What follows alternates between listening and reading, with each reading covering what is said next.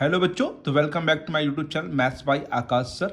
आज हम लोग पढ़ने वाले हैं क्रमचय और संचय हिंदी मीडियम में बच्चों, परमुटेशन एंड कॉम्बिनेशन जिसको हम लोग बोलते हैं इंग्लिश में।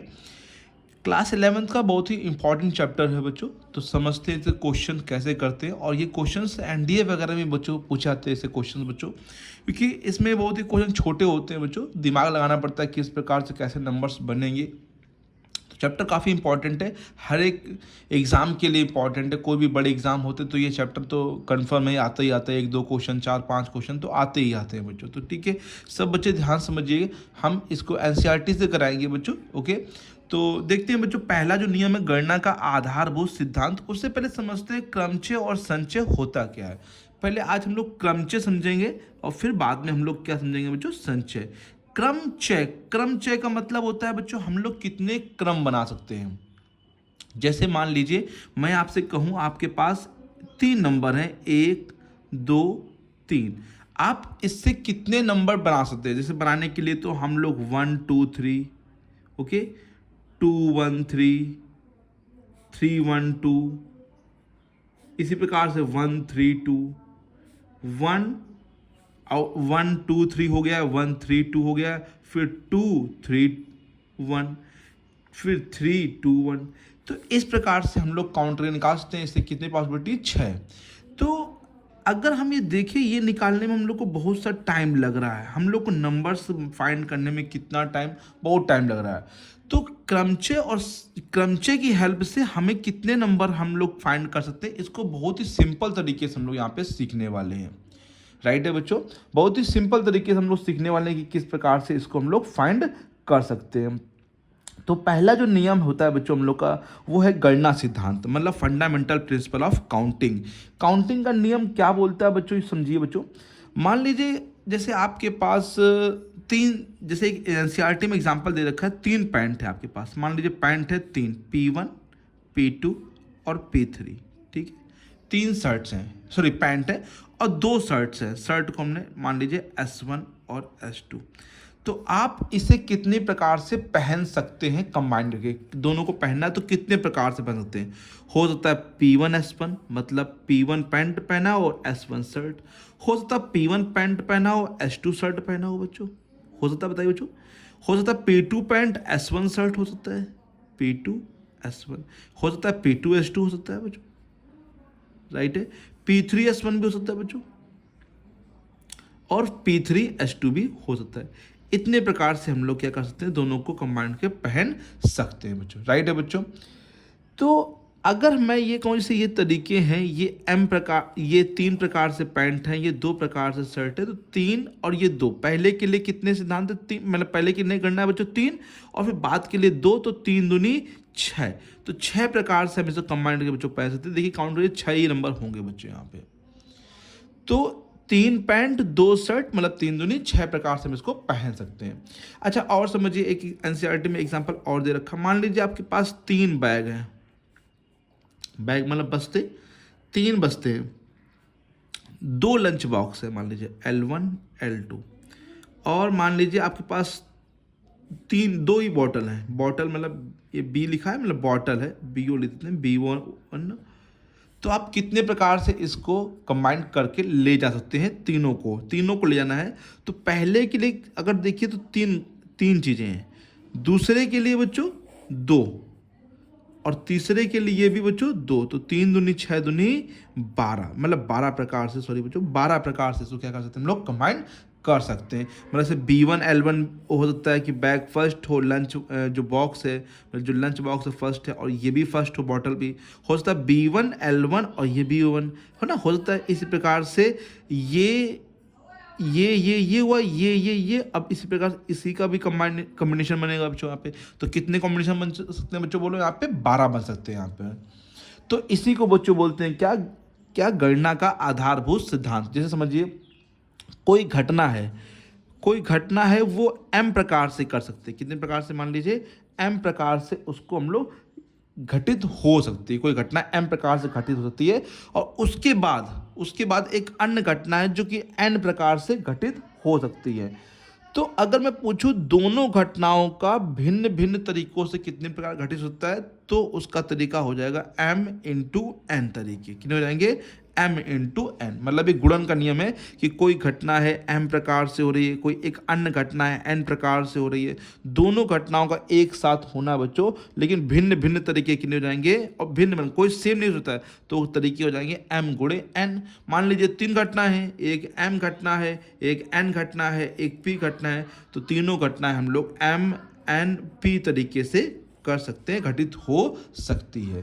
तो इसे बच्चों बोलते हैं गणना का आधारभूत सिद्धांत, फंडामेंटल प्रिंसिपल ऑफ काउंटिंग। जहां तक आशा करते हैं सभी बच्चों को ये वाला सिद्धांत समझ में आ गया होगा बच्चों। बोलिए बच्चों, सभी बच्चों को ये वाला सिद्धांत अच्छे से आ गया ना, कि यहाँ पर आप लोग को किस प्रकार से बताया गया, गुणन का नियम किस प्रकार से यहाँ पे करना है, अलग नंबर दिए जाएंगे। जैसे अब यही नंबर है, कितने नंबर है यहाँ पे? 3। तो पहले कितने हो जाएंगे? 3। ओके बच्चों, पहले कितना हो जाएगा? 3 हम लोग का नंबर, और उसके बाद हम लोग 2 नंबर ले सकते हैं बच्चों, है ना। उसके बाद हम लोग क्या रखते हैं? 2 नंबर, और उसके बाद 1 नंबर ले सकते हैं। तो 3 दूनी 6, तो देखिए 6 नंबर यहाँ पे बने हैं बच्चों। तो पहले के लिए 3 घटना है, दूसरे के लिए 2, क्योंकि जो ले चुके हैं वो दोबारा नहीं ले सकते हैं, तो इसीलिए 3 और फिर 2 फिर 1 घटना हो जाएगी। ठीक है बच्चों। देखते हैं बच्चों पहला क्वेश्चन जो कि लिखा हुआ है, अंक 1, 2, 3, 4 और 5 से कितनी 3 अंकी संख्याएं बनाई जा सकती हैं यदि अंकों की पुनरावृत्ति की अनुमति हो, यदि अंकों की पुनरावृत्ति की अनुमति ना हो। हम लोग को 5 अंक दिए गए हैं और उनसे हम लोग को 3 अंक की संख्या बनानी है। समझिए बच्चों, यहाँ पे इसका सॉल्यूशन यहाँ पे समझते हैं, इसका हल यहाँ से देखते हैं। सॉल्यूशन देखिए बच्चों, हमारे पास अंकों की जो संख्या है वो 5 है, सॉरी हाँ 5 है बच्चों, सॉरी 1, 2, 3, 4 और कितनी 5 अंक है, और हमको 3 अंक की संख्या बच्चों बनानी है। यहाँ पे 3 अंक की संख्या बनानी, तो आप 3 बॉक्स बना लीजिए इसे, और 3 बॉक्स में बीच में क्या गुणन कर, जो एक गुणा बताया था मैंने आपको अभी, उसी प्रकार से गुणा लगा लीजिए। मैं पहला कर रहा हूँ, अंकों की पुनरावृत्ति की अनुमति ना हो। तो आप जब 3 अंक की संख्या बनाएंगे, अंकों की पुनरावृत्ति ना हो, इसका मतलब कोई भी अंक आप लोग दोबारा नहीं यूज कर सकते हैं बच्चों। तो पहले देखिए बच्चों कितनी घटनाएं? 5। तो यहाँ पे हम लोग कुछ भी ले सकते हैं, 1, 2, 3, 4, 5। तो पहले के लिए घटना की संभावना जो है 5 है बच्चों। अब अगर हम अब 5 हो चुके हैं, 5 पहले के लिए हो, तो इन 5 में से अब हमने कोई भी एक यहाँ पे लिखा होगा, तो दूसरे के लिए एक क्या हो जाएगा? कम हो जाएगा। तो दूसरे के लिए कितना हो जाएगा बताइए? 4। जैसे कोई भी एक हमने यहाँ पे नोट, कोई भी मैंने एक यूज़ कर लिया होगा बच्चों, तो फिर यहाँ पे कितना हो जाएगा? 4 हो जाएगा। पहले 5 था, अब कितना हो जाएगा? 4। अब फिर हमने यहाँ भी यूज़ कर लिया, यहाँ भी यूज़ कर लिया, तो यहाँ पे कितना हो जाएगा? 3। मतलब पहले के लिए 5, दूसरे के लिए 4, तीसरे के लिए 3 बच्चों घटना है। तो 5 को 20 तियां 60। हम लोग 60 प्रकार से संख्याएं बच्चों बना सकते हैं 3 अंक की, इन संख्याओं से 1, 2, 3, 4 और 5, यदि अंकों की पुनरावृत्ति की अनुमति ना हो बच्चों। ध्यान देना, ना हो, ये मैंने दूसरा लिखा, सॉरी बच्चों, अनुमति ना हो, तो ये हम लोग ने 5, 4, 3, पहले 5 फिर 4 फिर 3। अच्छा, अनुमति दे दी जाए बच्चों, पहला पार्ट देखिए, अनुमति उन्होंने कहा है कि है, अगर अनुमति दे तो फिर क्या होगा, तो बताइए। तो पहले की घटना कितनी प्रकार से कर सकते हैं हम लोग? 5 प्रकार से। ओके बच्चों, पहली घटना कितने प्रकार से होती है? 5। अब दूसरी घटना भी 5 ही प्रकार से होती है, क्योंकि जो अंक आपने यहाँ पर यूज किया उसको फिर से यूज कर सकते हैं। 5 है तो 5 यहाँ पर, फिर 5 और फिर आप यहाँ पर भी यूज कर सकते हैं बच्चों। तो 5, 5 पचम 25, पंचे 125, 125 प्रकार से बना सकते हैं यदि अंकों की पुनरावृत्ति की अनुमति होगी बच्चों यहाँ पे, राइट है। और पुनरावृत्ति नहीं है तो पहले के लिए 5, अब 5 में से कोई भी आपने यहाँ पे यूज किया तो इसके लिए भाई एक ही कम हो जाएगी 4, और फिर इसमें एक और कम हो जाएगी 3। तो 5 को 20 यहाँ पे 60, यहाँ पर 125, राइट है बच्चों। आशा करते हैं ये वाला आ गया होगा सभी बच्चों को, कोई दिक्कत तो नहीं है बच्चों। देखते हैं बच्चों नेक्स्ट क्वेश्चन जो कि इसी प्रकार से लिखा हुआ है, क्वेश्चन नंबर 2। देखते हैं बच्चों दूसरा क्वेश्चन क्या लिखा हुआ है। दूसरा क्वेश्चन लिखा है, अंक 1, 2, 3, 4, 5, 6 से 3 अंक की सम संख्याएं कितनी बनाई जा सकती हैं। हम लोग को 3 अंक की सम संख्याएं बनानी है, कितनी बनाई जा सकती है यदि अंकों की पुनरावृत्ति की जा सकती है। पुनरावृत्ति हम लोग कर सकते हैं, तो समझिए बच्चों इसका यहाँ से सॉल्यूशन बच्चों। अंक कितने पहले लिख लेते हैं? 1 है, 2 है, 3 है, 4 है, 5 है, 6। 3 अंक की, तो 3 बॉक्स यहाँ पे बना लीजिए आप लोग, और बीच में गुणा, बीच में गुणा, ठीक है। 3 अंक की तो 3 बॉक्स बना लेते हैं। देखिए यहाँ पर एक बात लिखिए, सम। सम जब कभी भी आप लोग देखते होंगे तो कभी भी जैसे मान लीजिए कोई 3 अंक की संख्या लिखी, जैसे 2, 4, 9, तो ये कहाँ पे देखते हैं? जैसे सम में कि विषम, तो आप लोग यहाँ पे देखेंगे ये 9 आ गया तो मतलब विषम है। तो आप लोग इस लास्ट वाले नंबर पे थोड़ा सा ध्यान रखिए कि सम होने के लिए या तो 2 भर सकते हैं, या तो 4 भर सकते हैं, या तो 6। सम संख्या बनानी है तो इस वाले बॉक्स पे ध्यान दीजिए बच्चों, या तो 2 होगा, या तो 4 होगा, या तो 6 होगा, क्योंकि 1, 3, 5 आ गया तो विषम कहलाएगा, है ना, ऑड कहलाएगा। तो 2, 4, 6 मतलब कितने हैं यहाँ पे? 3।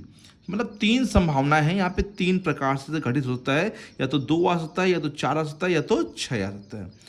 अच्छा, अब यहाँ पर और यहाँ पर तो कुछ भी आ सकता है, और पुनरावृत्ति की जा सकती है, तो कोई भी अंक पुनः बार आ सकता है, कितनी बार भी आ सकता है।